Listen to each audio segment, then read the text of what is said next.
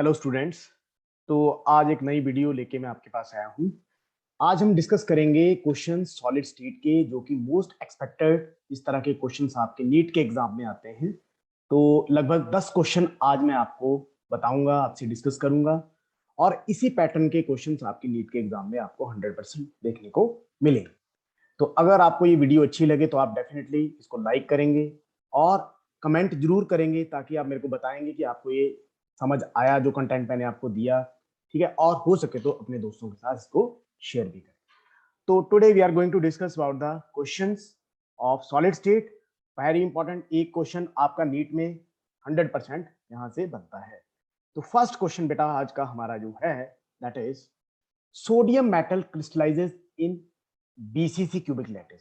अब sodium metal है, पता है इसका क्रिस्टल लैटिस कैसा, BCC, body centred cubic, with unit cell edge of 4.29 angstrom. The radius of sodium atom is approximately. अब देखिए हमें इस तरह के बहुत सारे क्वेश्चन देखने को मिलते हैं जिसमें हमें R that is radius of atom, A जिसको आप एज लेंथ बोलते हो या एज साइड बोलते हो, और D जिसको आप नियरेस्ट नेबर डिस्टेंस बोलते हो। इन तीनों के बीच में जो रिलेशन होता है उसके बड़े सारे क्वेश्चंस आपको एग्जाम में देखने को मिलते हैं। तो अगर मैं बात करूं बीसीसी की, तो बीसीसी में हमें सिंपल पता है R is equal to under root 3/4 into a होता है। ये फॉर्मूला बीसीसी के लिए आप याद रखें। आप देखो बच्चों, इसमें करना क्या आपको, अंडर रूट 3 की वैल्यू आपको पता है 1.73 होता है अपॉन 4, और ए का वैल्यू आपको दे रखा है 4.29 एंगस्ट्रॉम। और अब आपने यहां से क्या निकाल लेना है, रेडियस ऑफ सोडियम एटम। तो दिस इज वेरी सिंपल, बस फॉर्मूला याद रखेंगे। यू कैन सी किस तरीके से हमने ये फाइंड आउट करना। ठीक है ना, ये वही फॉर्मूला है जो मैंने आपको यहाँ पे बताया। तो ये फॉर्मूला अगर आपको याद है, बस उस फॉर्मूला के बेस पे आप क्वेश्चन निकाल दोगे तो आंसर क्या आएगा, 1.86 एंगस्ट्रॉम। तो ये आपने याद रखना है फर्स्ट क्वेश्चन। सेकंड क्वेश्चन आपके सामने, caesium chloride crystallises in body centred cubic lattice. अब देखो सीजियम क्लोराइड है आपके पास, बीसीसी क्यूबिक लैटिस में है। If a is the edge length, then which of the following expression is correct.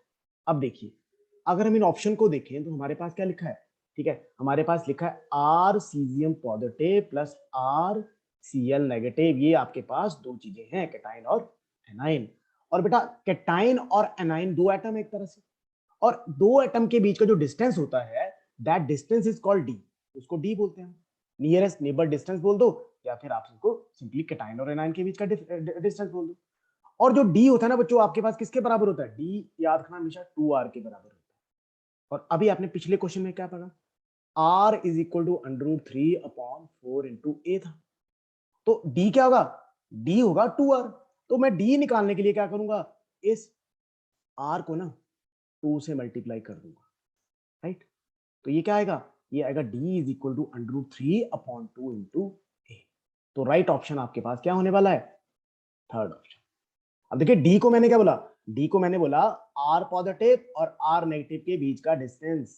तो इसको समझो आप, राइट। तो this is very simple question. तो ये सीजियम क्लोराइड में आपके पास d is equal to under root 3/2 into a. और यहाँ पे आपको शो किया है, सपोज कर देता हूँ, यहाँ पे ये होता है डी, दो एटम के बीच का डिस्टेंस, राइट, इसको होता है डी। नेक्स्ट क्वेश्चन आपकी स्क्रीन के ऊपर, वेरी इंपॉर्टेंट, क्या लिखा है, an element having an atomic radius, आपको एटॉमिक रेडियस दे रखा है R 0.14 nanometre, crystallizes in FCC unit cell. और यूनिट सेल क्या है उसका, एफसीसी, एफसीसी मतलब face centred cubic. What is the length of a side of unit cell. अब हमें क्या निकालना है बच्चों, लेंथ ऑफ साइड का मतलब ए निकालना है, जिसको आप एज लेंथ बोलते हो, राइट। तो अब यहाँ पे फॉर्मूला आपको इसके लिए एफसीसी के लिए याद होना चाहिए। एफसीसी के लिए बच्चों हमारे पास जो ए होता है ना, याद रखेंगे 2√2r। ये फॉर्मूले आपने क्लास में पढ़े होंगे, right. A is equal to 2√2r। अब आपको निकालना क्या, ए निकालना है। तो आपको आर की वैल्यू गिवन है, तो क्या करोगे, 2√2 की वैल्यू 1.41 और आर की वैल्यू 0.14 पुट कर दो, आपके पास आंसर आपका आ जाएगा। Again I will emphasize the importance of formula. Formula बहुत इंपॉर्टेंट है भाई, याद रखेंगे, ठीक है भाई। तो ये आपका आंसर आ गया 0.395 नैनोमीटर। ठीक है भी, और इसको हम लिख सकते हैं अप्रॉक्स 0.4 नैनोमीटर। और ये भी मैं आपको बताना चाहूंगा, कई बार नीट के बच्चे बोलते हैं कि सर हमारा एग्जैक्ट आंसर नहीं आता। नो वरीज, अप्रॉक्स देखो, जैसे यहाँ पे आया 0.395 नैनोमीटर, और यहाँ पे तो कोई ऑप्शन है नहीं, बट आपने देखा कि approximately it is equal to 0.4 nanometre. तो अप्रॉक्स में भी अगर आपका आंसर आ जाए तो कोई दिक्कत नहीं, ठीक है, तो याद रखना इस बात को।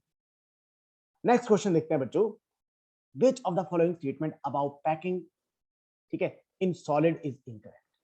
अब हमें क्या बोला गया कि कौन सा स्टेटमेंट इनकरेक्ट है। देखो, पैकिंग एफिशिएंसी वाला जो कॉन्सेप्ट है उसकी इंपॉर्टेंस अपने आप में बहुत ज्यादा है। एक तो उसमें आपको ए और आर का रिलेशनशिप पता चलता है अलग अलग के लिए, सिंपल क्यूबिक के लिए, बीसीसी के लिए, एफसीसी के लिए। एक वहां से आप पैकिंग एफिशिएंसी की वैल्यू निकालते हैं कि how much space of that solid is actually occupied by atoms. और दूसरी चीज हमें उसपे वॉइड पता चलता है, वॉइड मतलब वेकेंट स्पेस, ये कितना स्पेस वेकेंट। सपोज मैं बोलूं आपको, ये मेरे पास एक सॉलिड है, सपोज। अब इस सॉलिड में अगर आप ध्यान से देखो तो आपको लगेगा कि सर इसमें तो क्लोज पैकिंग है, बट इसमें कुछ स्पेस आपको वेकेंट भी दिखाई देगा। उस वेकेंट स्पेस को हम क्या बोलते हैं, वॉइड बोलते हैं।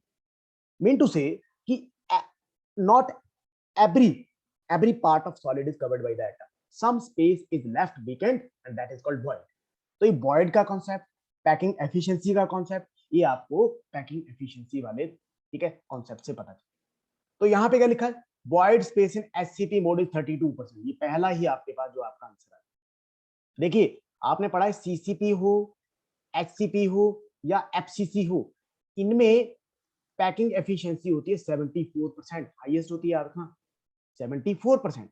अच्छा, 74% अगर पैकिंग एफिशिएंसी है तो वॉइड कितना होगा, 26%। लेकिन यहाँ क्या लिखा है, इसने लिखा एचसीपी में hexagonal close packing in 3 dimension में 32% क्या है, वॉइड स्पेस है। बिल्कुल गलत, कितना है, 26%।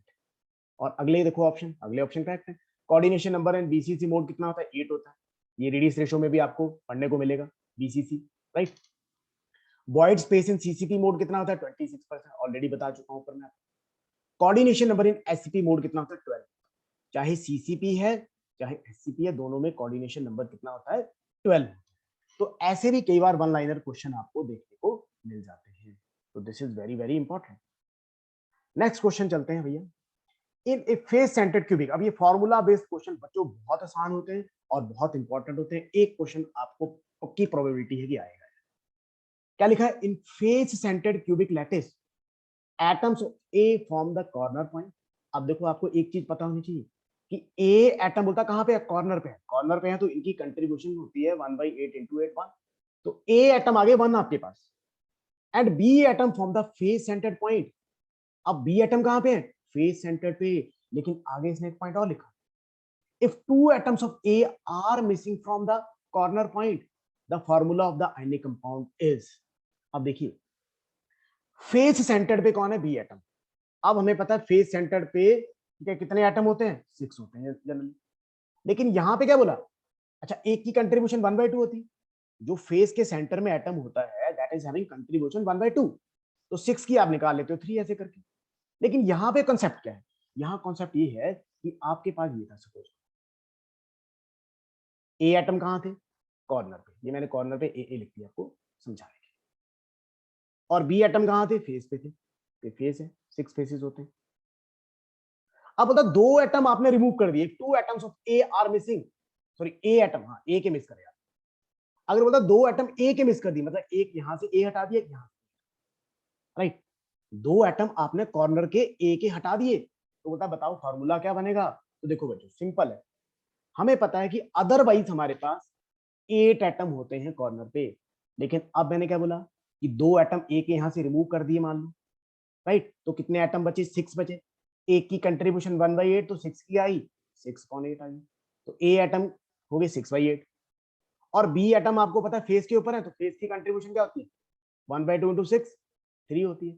तो ए रेशो बी बच्चों जब आप निकालोगे तो आपके पास आंसर आएगा A2B5, ठीक है। तो ये आंसर आपके पास आया, तो इसको समझो, बिल्कुल सिंपल है, ठीक है। देखो ए एटम कहाँ है, 6 कॉर्नर, 6 कॉर्नर मींस दो atom, 2 atoms have been removed from the corner side, we are left with 6 atom on corner, it is 6/8, you can write 3/4, right. और बेस एटम तो आपने देखा है कि कितने 6 × 1/2 3, और रेशियो निकाल लिया आपने, तो फॉर्मूला आपके पास क्या बनेगा, फॉर्मूला बनेगा आपके पास, ठीक है, A2B5। यहाँ AB4 लिखा है, ठीक है, एक मिनट को, यस, ये आपके पास AB4 ही है भाई, यहाँ गलत लिखा है, यहाँ इसको ठीक करें, AB4 बनेगा आपके पास, ठीक है। जब सिंपलेस्ट रेशियो निकालोगे तो AB4 आपके पास फॉर्मूला।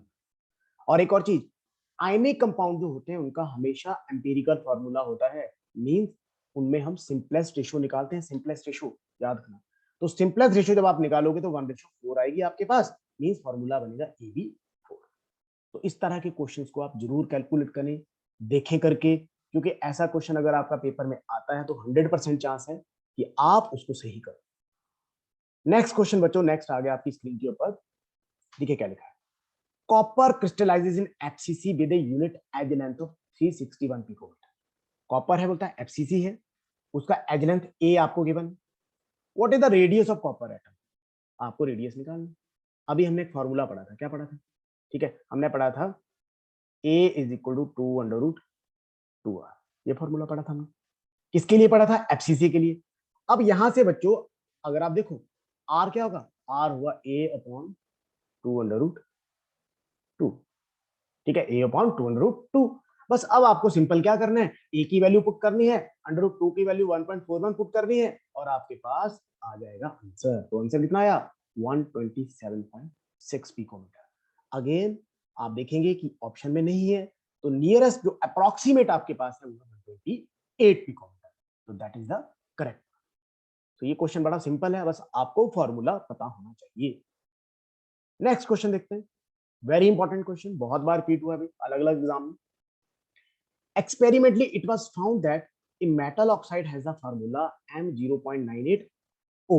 इसका क्या मतलब हुआ, इसका मतलब हुआ अगर मेटल कितने हैं यहाँ पे 0.98, ऑक्सीजन कितना है 1, तो ऐसे ऑक्साइड को बच्चों आप नॉन स्टोइकियोमेट्रिक ऑक्साइड भी बोलते हैं, या मेटल डेफिशिएंट ऑक्साइड भी बोलेंगे, इसमें मेटल कम है और ऑक्सीजन ज्यादा है। तो बोलता है ऐसा एक आपके पास ऑक्साइड, इसमें जो मेटल है ना, metal M, that is actually present in two oxidation state, one is 2 positive and another one is 3 positive. Fraction of the metal which exists as M3 positive, हमें ये निकालना है कि कितने परसेंट जो मेटल था ना इस ऑक्साइड में, that is present as M3 positive, मतलब कितना metal M3 positive oxidation state में प्रेजेंट है। तो देखो इस क्वेश्चन को करने का तरीका, देखिए सबसे पहले तो हमें पता है मेटल यहाँ पे है 2 पॉजिटिव और 3 पॉजिटिव, राइट, मतलब मेटल दो ऑक्सीडेशन स्टेट में प्रेजेंट है यहाँ पे। अब मैं मान लेता हूँ कि M3 पॉजिटिव वाला कितना x है, तो बेटा M2 पॉजिटिव वाला कितना बचेगा 0.98 माइनस x। पहले इस चीज को समझो, M3 पॉजिटिव को मैंने x मान लिया, अब टोटल कितना था मेटल 0.98, तो M2 पॉजिटिव कितना बचा 0.98 माइनस x। अब क्या करेंगे हम लोग, अब यहां से हम लोग कॉन्सेप्ट लगाएंगे, देखो मेटल ऑक्साइड है, ठीक है, metal oxide usually ionic compound होते हैं, ओवरऑल ये कंपाउंड क्या न्यूट्रल, तो न्यूट्रल है तो भैया टोटल चार्ज क्या होना चाहिए 0, तो हम टोटल चार्ज लेके चलते हैं। देखिए सबसे पहले 3 पॉजिटिव चार्ज है किसके ऊपर, एक्स के ऊपर, और बचा क्या आपका 2 पॉजिटिव चार्ज किसके ऊपर 0.98 माइनस एक्स के ऊपर, और ऑक्सीजन के ऊपर सबको पता है -2 चार्ज होता है, टोटल 0 आ गया। अब बेटा आप यहां से एक्स निकाल लो, क्या निकाल लोगे एक्स, जब एक्स आप निकालोगे तो ये आएगा 0.04 अप्रॉक्स। फिर इसका परसेंटेज निकालोगे आप, परसेंटेज कैसे निकालोगे 0.04, टोटल कितना है 0.98 इंटू 100 करके, और अप्रॉक्स आपके पास 4.08% आंसर आपका आ जाए। तो इस क्वेश्चन को बिल्कुल ध्यान से अंडरस्टैंड करें कि हमने किस तरीके से इसको करा है, राइट। और मैं बता दूं सेम क्वेश्चन आपको ऐसे ही पूछा गया, आयरन 0.98 ओ, सेम क्वेश्चन आपकी एनसीईआरटी एक्सरसाइज में दे रखा है 0.98 ओ, निकल का ऑक्साइड दे रखा है। तो ये रेपिटेडली आपके पास क्वेश्चन बना ही है पेपर में, तो इसको अच्छे से समझ लेना। फंडा क्या है, फंडा इज सिंपल कि भैया टोटल चार्ज क्या होगा इसका न्यूट्रल होगा, तो हम लोग एक्स की वैल्यू हमसे फाइंड आउट कर लेंगे। नेक्स्ट क्वेश्चन देखते हैं, which of the following exist as covalent crystal. देखो इससे आसान क्वेश्चन आपको कोई नहीं, और ऐसे क्वेश्चन भी कई बार पेपर में आए। देखो कोवेलेंट क्रिस्टल का खास केस है silicon, germanium, group number 14 element क्या बनाते हैं कोवेलेंट क्रिस्टल, चाहे वो आपका डायमंड हो, है ना, कार्बन की एलोट्रोपिक फॉर्म, चाहे वो आपका ग्रेफाइट हो, चाहे आपका सिलिकॉन हो, चाहे आपका जर्मेनियम।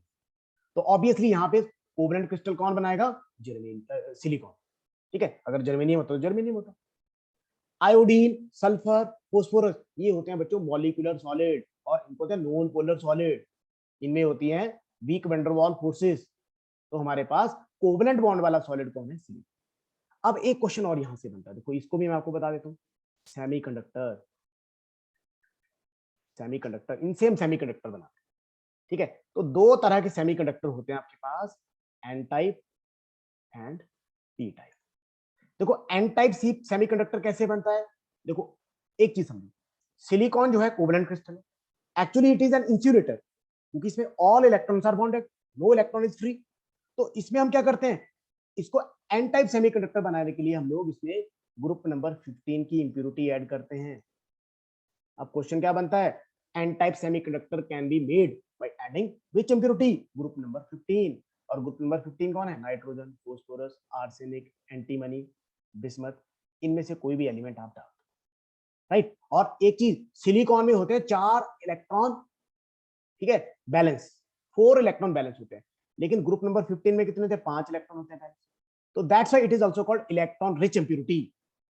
और अगर आपने पी टाइप सेमीकंडक्टर बनाना है, then you need to add group number 13 impurity.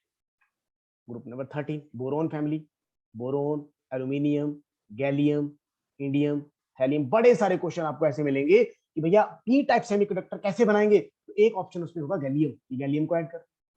अब इन सब में बैलेंस इलेक्ट्रॉन होते हैं 3, तो that's why it is also called electron deficient impurity.